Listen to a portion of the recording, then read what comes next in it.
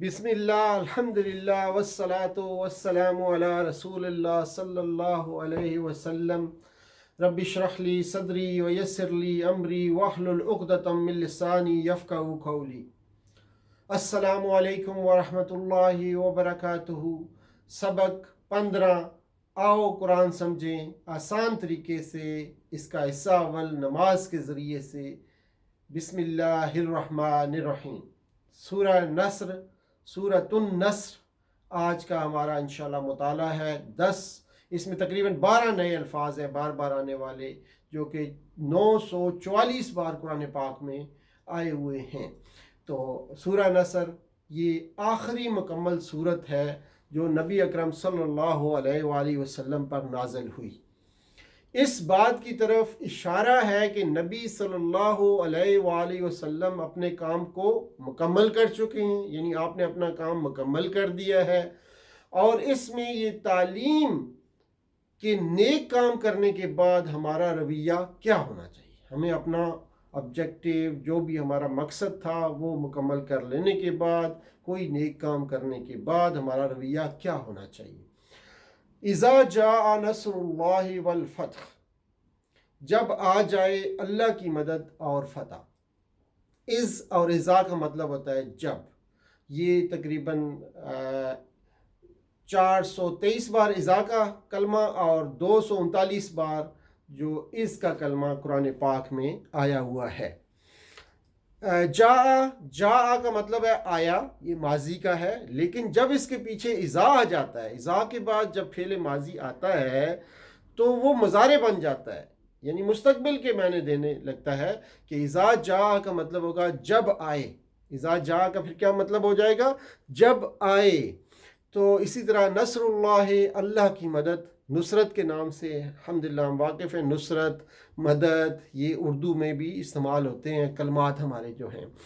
اور ہم صرف کوشش کرتے ہیں مگر کام اللہ کی مدد ہی سے ہوتا ہے. کوئی بھی کام صرف اللہ کی مدد سے ہوتا ہے، ہم نے صرف کوشش کرنی ہوتی ہے. تو والفتح، فتح کا مطلب ہے اور فتح. اصل میں فتح کا مطلب کیا ہوتا ہے؟ کھولنا، جیت، کامیابی. اور یہ فتح مکہ جو ہوئی، آپ کو معلوم ہے کہ 8 ہجری کی یہ بات ہو رہی ہے. اس وقت مکہ کو کھول دیا گیا، مکہ میں مسلمانوں کو کامیابی ہوئی، مسلمان جیت گئے. تو اس سے یہ متعلق ہے. تو اس صورت اذا جاء نصر اللہ، جب ہم یہ آیت پڑھیں تو کیا دعا ہونا چاہیے؟ اے اللہ ہماری مدد کر. اور اس کے بعد پھر احتساب کیا ہونا چاہیے؟ کیا ہم نے وہ کام کیے ہیں جو اللہ کی مدد کو بلانے والے ہیں؟ یہ اپنا احتساب کریں کہ کیا ہم نے وہ کام کیے ہیں جو اللہ کی مدد کو بلانے والے ہیں. اور پھر پلان میں کیا کرنا ہے؟ پلان یہ کرنا ہے کہ انفرادی اور اجتماعی دونوں حیثیت سے، تاکہ ہمیں اللہ کی مدد ملے. اس ہفتہ اس مقام پر کیا کر سکتا ہوں؟ وقت، پیسہ، صلاحیت کا استعمال دین کی خدمت کے لیے. کوشش کرے کہ اپنا وقت لگائے دین کی خدمت کے لیے، اپنا پیسہ لگائے، اپنی صلاحیتوں کو استعمال میں لائے، اور دین کی خدمت میں جہاں تک ممکن ہو سکے پلاننگ کریں. انفرادی پلاننگ بھی ہو اور اجتماعی پلاننگ بھی ہو. تو اگلی آیت ہے وَرَأَيْتَ النَّاسَ وَرَأَيْتَ النَّاسَ وَرَأَيْتَ، اور آپ دیکھیں، النَّاسَ لوگوں کو. واو کلمہ جو ہے اس کا مطلب اور ہوتا ہے. رأیتا تو نے دیکھا، یعنی آپ دیکھیں. ورأیتا اور آپ دیکھیں. 25 بار یہ کلمہ آیا ہے رأیتا کا قرآن پاک میں. وَإِذَا، اور جب. رأیتا آپ دیکھیں. دیکھیے وَإِذَا کا اطلاق یہاں بھی ہو رہا ہے. جو اذا جاء نصر اللہ تھا تو اس کے اوپر بھی، یعنی کہ اذا جاء نصر اللہ کی اذا جو ہے اس کا اطلاق یہاں رأیتا پہ بھی ہو رہا ہے. تو ایسے ہوگا کہ وَإِذَا رَأَيْتَ، یعنی کہ جب ترجمہ کریں گے تو اس کا خیال رکھتے ہوئے ترجمہ یہاں کیا جائے گا کہ اور جب آپ دیکھیں. الناس، ناس کا مطلب ہوتا ہے لوگوں کو، انسان، آدمی. ان الفاظ سے اردو میں ہم اچھی طرح واقف ہیں. ناس لوگ، الناس لوگ. اس سے عرب کے مختلف قبائل کے لوگ مراد ہیں. اس وقت جو سورت کا یہ مدعا تھا. تو یدخلون فی دین اللہ افواجا، داخل ہو رہے ہیں اللہ کے دین میں فوج در فوج. دخول اندر آنا، خروج باہر جانا، ان الفاظ سے اچھی طرح الحمدللہ ہم واقف ہیں. تو دین کا مطلب زندگی گزارنے کا طریقہ. دین اللہ ہے، اللہ کے دین میں یعنی اللہ نے جو زندگی گزارنے کا طریقہ دیا ہے، اس طریقے کو اڈاپٹ کرنے میں، اس طریقے کو ایکسیپٹ کرنے کو قبول کر لیا ہے انہوں نے، اور اس دین میں وہ اس طرح سے داخل ہو رہے ہیں. صرف رسومات ہی نہیں ہے، اس میں یہ چیز خیال کرنی ہے کہ زندگی گزارنے کا پورا طریقہ ہے دین. صرف رسومات ہی نہیں ہے کہ صرف رسومات کو فالو کرنا دین کہلائے گا، بلکہ زندگی گزارنے کا پورا طریقہ دین الاسلام جو کہ دین ہے. ان الدین عند اللہ الاسلام. جیسے پرستش اور پوجا، اگر ہم اس کا ایک چارٹ بنائیں، دیکھیں جی عیسائیت میں کیا ہوتا ہے، پرستش اور پوجا ہوتی ہے بس. اور کمیونزم ایک سسٹم ہے، اس میں کیا ہوتا ہے، صرف تجارت، معیشت، سیاست کے قانون وغیرہ چلتا ہے. لیکن دین اسلام ایک ایسا دین ہے جس میں پرستش، پوجا، عبادات بھی ہیں، اور تجارت، معیشت، سیاست سب کے قوانین بھی ہیں. اس لیے اسلام دین میں ہر چیز عبادت ہے. نیت صحیح ہونی چاہیے.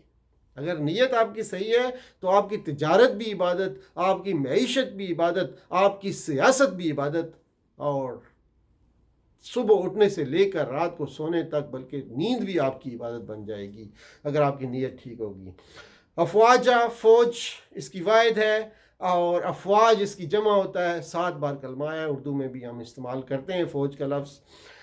فتح و نصرت کا نتیجہ لوگوں کا دین میں داخل ہونا. جب آپ کو فتح و نصرت حاصل ہوگی تو لوگ جو ہے پھر دین میں داخل ہونا شروع ہو جائیں گے. جب آپ کامیاب ہوں گے، اپنی زندگی میں دین کو لاگو کریں گے، لوگ دیکھ دیکھ کر، آپ کی زندگی کو دیکھ دیکھ کر دین میں شامل ہونا شروع ہو جائیں گے.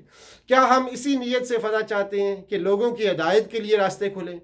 اگر ہم فتح چاہتے ہیں، کسی بھی دشمن پر فتح چاہتے ہیں یا کہیں بھی، تو کیا ہم اس نیت سے فتح چاہتے ہیں کہ لوگوں کی ہدایت کے لیے راستے کھلیں؟ یہ سوال ہے، بڑا سوال ہے.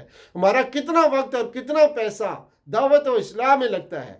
یہ بھی سوال کریں اپنے آپ سے کہ ہمارا کتنا وقت اور کتنا پیسہ، کتنی صلاحیتیں دعوت و اصلاح میں لگ رہی ہیں؟ یہ بھی بڑا سوال ہے. فسبح بحمد ربک واستغفر، پس پاکی بیان کیجئے تعریف کے ساتھ اپنے رب کی اور اس سے بخشش طلب کیجئے. پس سبح پاکی بیان کیجئے. سبح یعنی کہ اسی سے دیکھیں جی، سبح پاکی بیان کیجئے، اور سبحان اللہ اس بات کا اعلان کہ اللہ تمام عیوب سے پاک ہے. اس ضمن میں ایک حدیث بھی آپ کے سامنے پیش کر دیتا ہوں کہ حضرت ام ہانی رضی اللہ تعالی عنہا، جو کہ حضور اکرم صلی اللہ علیہ وسلم کی فرسٹ کزن تھی، حضرت علی مرتضیٰ رضی اللہ تعالی عنہ کی بڑی بہن تھیں، تو انہوں نے نبی اکرم صلی اللہ علیہ وسلم سے ایک دفعہ سوال کیا کہ اللہ کے رسول صلی اللہ علیہ وسلم، مجھے کوئی ایسا ذکر بتا دیجئے کہ جو کہ میرے لیے کافی ہو. آپ صلی اللہ علیہ وسلم نے جو آپ سے رشتہ تھا ان کا اور جتنی عزت کرتے تھے ان کی، دیکھیے کیا ذکر بتایا. آپ نے فرمایا سبحان اللہ، الحمدللہ، اللہ اکبر، لا الہ الا اللہ 100 بار کہو تو تمہیں اللہ کے راستے میں 100 گھوڑے جہاد میں بھیجنے کا ثواب ہوگا، اللہ کے راستے میں 100 اونٹ قربانی کرنے کا ثواب ہوگا، اللہ کے راستے میں 100 غلاموں کو آزاد کرنے کا ثواب ہوگا، اور لا الہ الا اللہ 100 بار کہنے کی برکات سے یہ زمین و آسمان کے درمیان جو خلا ہے وہ تمہاری نیکیوں سے پر ہو جائے گا.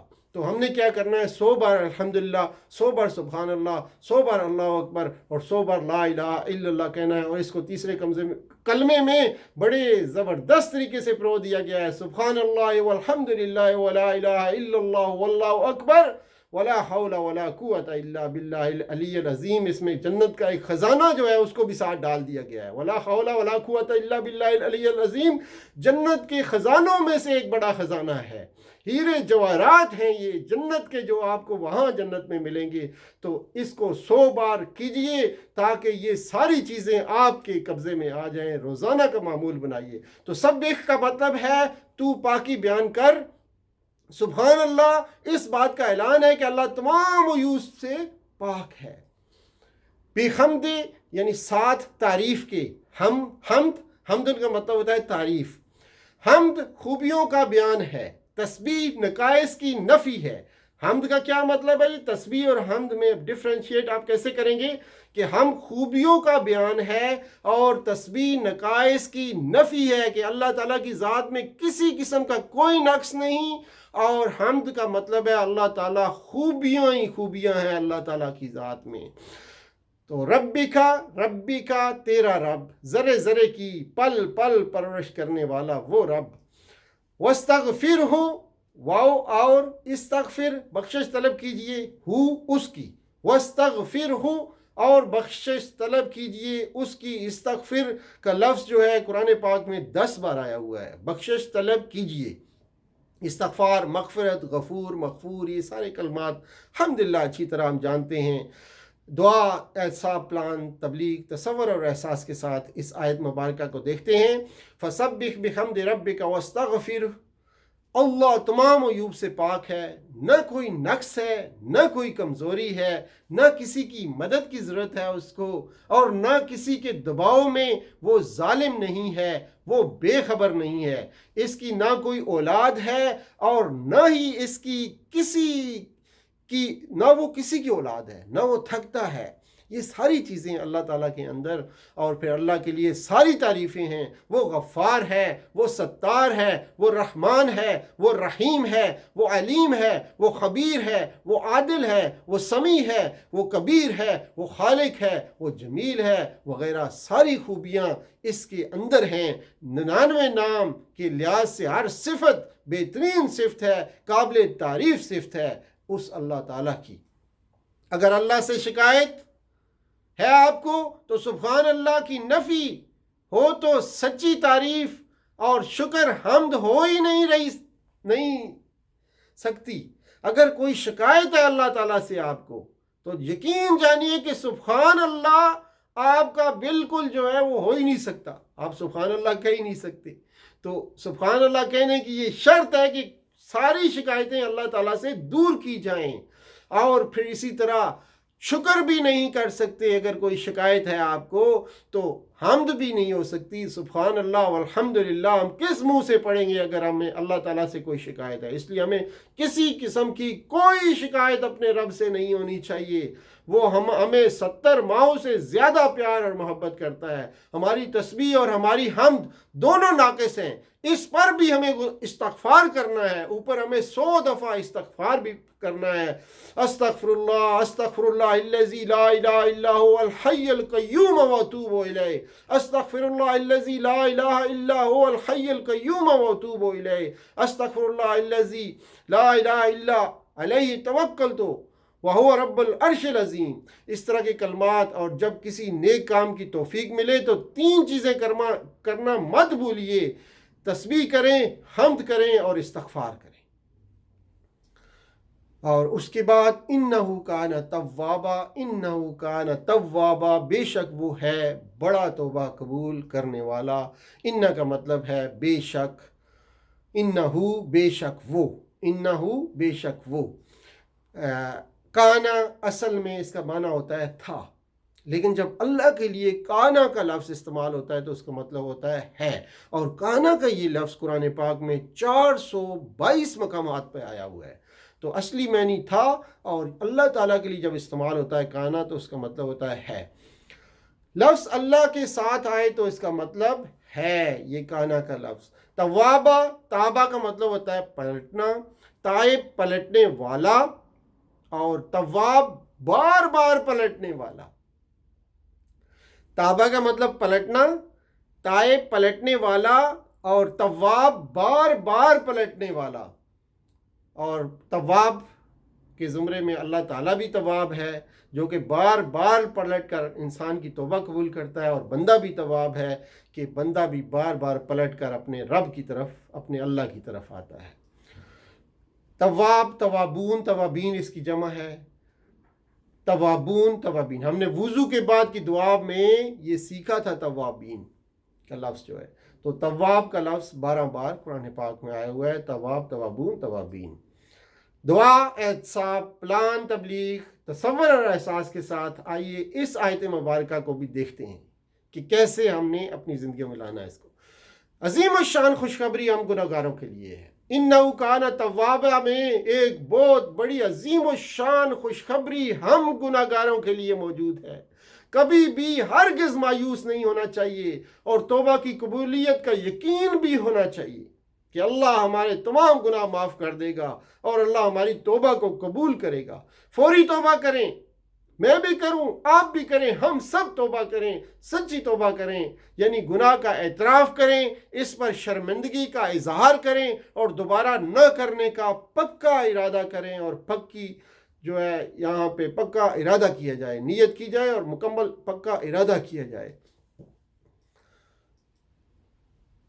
یہ چند ایک چیزیں تھیں جو آپ کی خدمت میں پیش کی گئیں۔ اللہ تعالیٰ سے دعا ہے کہ وہ ہمیں قرآن کو پڑھنے، قرآن کو سمجھنے، غور کرنے، عمل کرنے، پھیلانے اور پھر یاد کرنے کی توفیق عطا فرمائے۔ سبحان اللہ و بحمدہ، سبحانک اللہم و بحمدک، نشہد ان لا الہ الا انت، نستغفرک و نتوب الیک۔ والسلام علیکم ورحمۃ اللہ وبرکاتہ۔